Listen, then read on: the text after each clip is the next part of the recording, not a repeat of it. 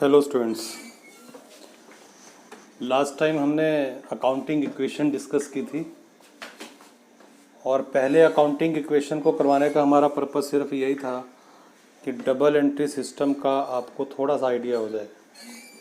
आपने accounting equation में देखा था कि जब भी कोई ट्रांजैक्शन होती है वो दो चीज़ों को कम से कम अफेक्ट करती है। Every transaction affect at least to transactions. अगर सपोज़ हम मशीनरी परचेज़ कर रहे हैं तो एक तरफ अगर हमारा कैश जा रहा है मशीनरी परचेज़ करने में, तो दूसरी तरफ मशीनरी आ रही है, कैश एक एसेट आ रही है। अगर हम बैंक से लोन ले रहे हैं तो एक तरफ हमारा कैश इंक्रीज़ हो रहा है तो दूसरी तरफ हमारी लायबिलिटी भी क्रिएट हो रही है। यानी जब हम हर ट्रांजैक्शन के दोनों एस्पेक्ट्स को कंसीडर करें तो हमारी इक्वेशन सेम आती थी। तो वो दोनों एस्पेक्ट्स को कंसीडर करना मतलब डबल एंट्री सिस्टम। तो आज हम अकाउंटिंग का जो मेन हमारा जो टॉपिक है वो डबल एंट्री सिस्टम है। इसको ध्यान से समझना है। अब आने वाले जो वीडियोज़ हैं वो डबल एंट्री सिस्टम पे ही आएंगे, क्योंकि हमारी पूरी बुक जो है ना वो डबल एंट्री सिस्टम पे बेस्ड है। जिस स्टूडेंट को डबल एंट्री सिस्टम का कंसेप्ट क्लियर है तो वो अकाउंट्स को ईजिली ग्रास्प कर लेता है, उसके लिए फिर प्रॉब्लम नहीं रहती अकाउंटिंग में। तो अब से जो है ना वो मेन हमारा डबल एंट्री सिस्टम का टॉपिक स्टार्ट हो रहा है। इसको ध्यान से थोड़ा सा समझें।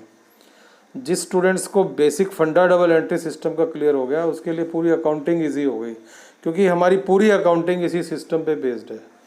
और अकाउंट्स में ऐसा नहीं है कि आप थर्ड चैप्टर पहले कर लो, फिफ्थ पहले कर लो, फर्स्ट बाद में कर लो। हर चैप्टर इंटरकनेक्टेड है। हम सेकंड चैप्टर आप समझ ही नहीं सकते, हम करवा ही नहीं सकते, आपको समझा ही नहीं सकते अगर आपने फर्स्ट नहीं किया। इसी तरह आप थर्ड चैप्टर तब तक नहीं कर सकते जब तक सेकंड नहीं आता। फोर्थ तब तक नहीं कर सकते जब तक थर्ड आपने अच्छी तरह ग्रास्प नहीं किया होगा। तो अकाउंटिंग जो है एक चेन है और हर चैप्टर इंटरकनेक्टेड है, तो इसलिए हर चैप्टर को समझना है। और आने वाले जितने भी चैप्टर्स हैं वो सब हमारे डबल एंट्री सिस्टम पे बेस्ड होंगे। तो once you have understood the general entries तो you may easily understand the ledger. If you know about ledger, you can find the balances of the ledger, then you can easily prepare the trial balance. If you know about trial balance, तो you can understand about financial statements. तो all chapters are interconnected और जो वो start हो रहे हैं वो इस डबल एंट्री सिस्टम से स्टार्ट हो रहे हैं। तो इनको बिल्कुल ध्यान से समझना है। जैसे एक मैथ का स्टूडेंट्स है ना, अब वो चाहे कितनी भी हायर क्लासेस में जाए तो उसको एडिशन सब्सट्रैक्शन करना ही पड़ेगा। तो वो एडिशन सब्सट्रैक्शन मल्टीप्लिकेशन डिवीज़न जो अकाउंटिंग की है वो अब इस टॉपिक में है डबल एंट्री सिस्टम में। तो आने वाले वीडियोस में हम इसी सिस्टम को डिटेल में डिस्कस करेंगे। अब डिटेल तो खैर उतनी नहीं हो पाती जो क्लासरूम में होती है, लेकिन सिचुएशन के अकॉर्डिंग हमें इसी को अंडरस्टैंड करके और थोड़ा आगे अपने सिलेबस को बढ़ाना है। तो थोड़ा ध्यान से समझें। अकाउंट्स जो होते हैं ना, अब ये अकाउंट्स क्या होते हैं, देखो थोड़ा सा प्रैक्टिकली आपको समझ के चलना है। जब हम बिज़नेस करते हैं तो बिज़नेस में हम हर चीज़ का हिसाब रखते हैं। मान लिया हमारे से 100% डील करते हैं तो हम हर पर्सन का अलग अलग हमने अकाउंट बनाया होता है और उस पर्टिकुलर अकाउंट में उस पर्सन का सारा हिसाब किताब नोट किया होता है। मान लिया अनिल हमारी अनिल के साथ डीलिंग है, तो कभी अनिल आके हमसे ये पूछता है कि मेरा हिसाब बताइए, तो हम एक लेजर होती है हमारे पास काफ़ी मोटी बुक, और उसमें हर पेज के ऊपर एक पर्टिकुलर अकाउंट होता है। तो अनिल हमारे पास आया, पूछने लगा कि मेरा हिसाब किताब क्या है बताइए, तो हम लेजर के पेज पलट के कौन से वाला पेज निकालेंगे, अनिल वाला। तो वो अनिल का जो पेज जिसके ऊपर अनिल अकाउंट लिखा हुआ है, तो वो जो पेज है उस पर अनिल अकाउंट की पूरी डिटेल है, अनिल की पूरी डिटेल है, तो उसको हम कहेंगे ये अनिल अकाउंट है। अनिल से कब कब लिया, कब कब अनिल को दिया, कितनी पेमेंट अब उसकी रह गई, वो सारा हिसाब किताब अनिल जिस पेज के ऊपर हमने अनिल अकाउंट लिखा है वहाँ मेंशन होगा। तो हम उस पेज को निकाल के हम बता देंगे कि तुमने ये हमारे देने हैं या हमने तुम्हारे इतने देने हैं। ऐसे ही हर पर्सन का हिसाब होता है, हर पर्सन के लिए अलग अलग अकाउंट हम मेंटेन करते हैं लेजर में।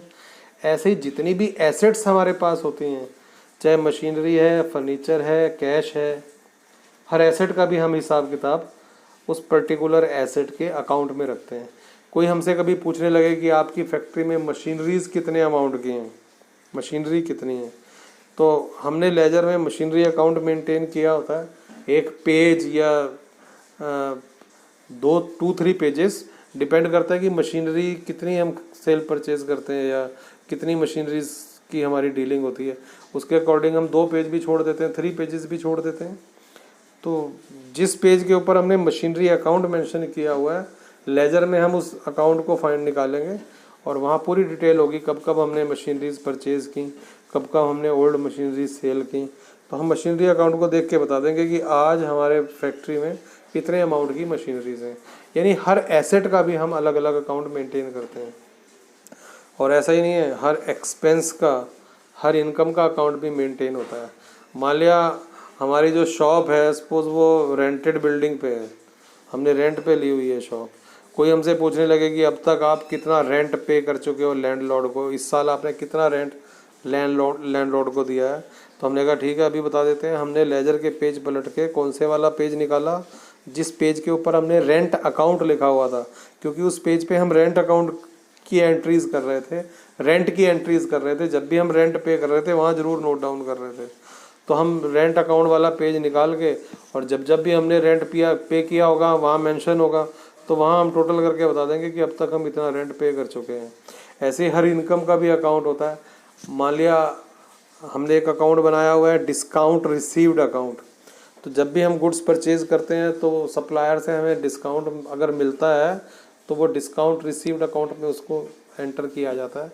कोई पूछने लगे अब तक आपको कितना डिस्काउंट रिसीव हो चुका है, तो हम ऐसे वर्बली थोड़ी बताएंगे। हमने कहा ठीक है अभी बताते हैं, तो हम लेजर के पेज पलट के वो वाला पेज निकालेंगे जिसके ऊपर हमने लिखा है डिस्काउंट रिसीव्ड अकाउंट, कि whenever we have received the discount we have entered the entry in that particular account.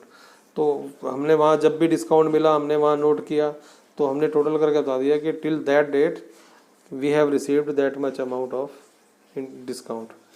तो हर पर्सन का, हर एसेट का, जितनी भी डिफरेंट टाइप की एसेट्स हमारे बिजनेस में है, तो हर एसेट के लिए हमने अलग अलग अकाउंट बनाया हुआ है।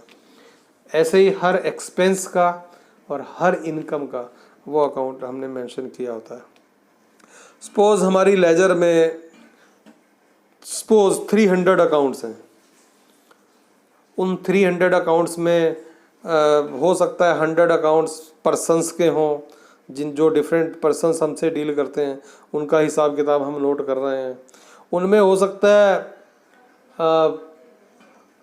100 अकाउंट्स डिफरेंट एसेट्स के हों, machinery, furniture, cash, building, land, office equipments, तो बहुत सी एसेट्स होती हैं। तो हर एसेट का हमने अलग अलग अकाउंट मेंशन किया होता है।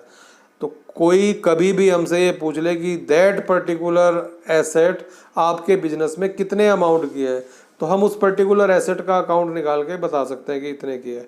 तो सपोज हमारी लेजर में टोटल 300 अकाउंट्स हैं और हम मान लेते हैं कि उनमें से 100 अकाउंट्स पर्सन्स के हैं, और हमने कहा कि भाई एसेट्स के कितने, सपोज 100 अकाउंट्स डिफरेंट एसेट्स के हैं। कोई हमसे पूछने लगा अच्छा डिफरेंट एक्सपेंसेस के कितने अकाउंट हैं, हमने कहा 80 अकाउंट्स डिफरेंट एक्सपेंसेस के हैं। रेंट है, सैलरी है, डिस्काउंट अलाउड है, बेड डेट्स है, कमीशन पेड अकाउंट है। तो बहुत से खर्चे होते हैं बिजनेस में, वेजेस है, प्रिंटिंग एंड स्टेशनरी है। तो हर एक्सपेंस का हमने अलग अलग अकाउंट बनाया होता है। तो हमने कहा भाई 80 डिफरेंट टाइप्स के हमारे एक्सपेंस होते हैं, तो हर एक्सपेंस का हमने अलग अकाउंट मेंटेन किया हुआ है। आप कभी भी हमसे ये पूछ लें कि कौन सा एक्सपेंस अब तक कितना हो गया, तो हम इजीली आपको बता पाएंगे। तो डिफरेंट एक्सपेंस के अकाउंट होते हैं। ऐसे ही डिफरेंट इनकम्स के भी अकाउंट होते हैं। सपोज अगर 80 एक्सपेंस के अकाउंट है तो हम कहते हैं कि भाई 20 अकाउंट्स हमारे पास डिफरेंट एक्सपेंसेस के हैं। तो इस तरह से हम जितने भी अकाउंट्स होते हैं उनको 3 कैटेगरीज में डिवाइड करते हैं। पर्सनल अकाउंट जो पर्सन से रिलेटेड होते हैं, रियल अकाउंट जो एसेट से रिलेटेड होते हैं, और नॉमिनल अकाउंट्स जो एक्सपेंसेस और इनकम से रिलेटेड होते हैं। यानी अगर हमारी लेजर में 300 अकाउंट्स हैं ना, तो वो 300 अकाउंट्स अगर हम क्लासीफाई करें तो इन 3 कैटेगरीज में वो क्लासीफाई होंगे, पर्सनल, रियल और नॉमिनल में। तो सबसे पहले अकाउंट्स का नेम पढ़ते ही हमें ये डिसाइड हो जाना चाहिए कि ये पर्टिकुलर अकाउंट किस कैटेगरी से बिलोंग करता है। चलिए आज के लिए इतना ही, हम इस पे ही थोड़ा सा देखेंगे कि डिफरेंट टाइप्स के जो अकाउंट्स होते हैं हमारे बिजनेस में वो किस किस नेचर के होते हैं। Thank you students, thank you so much. Next video कल मैं भेजूँगा इससे आगे।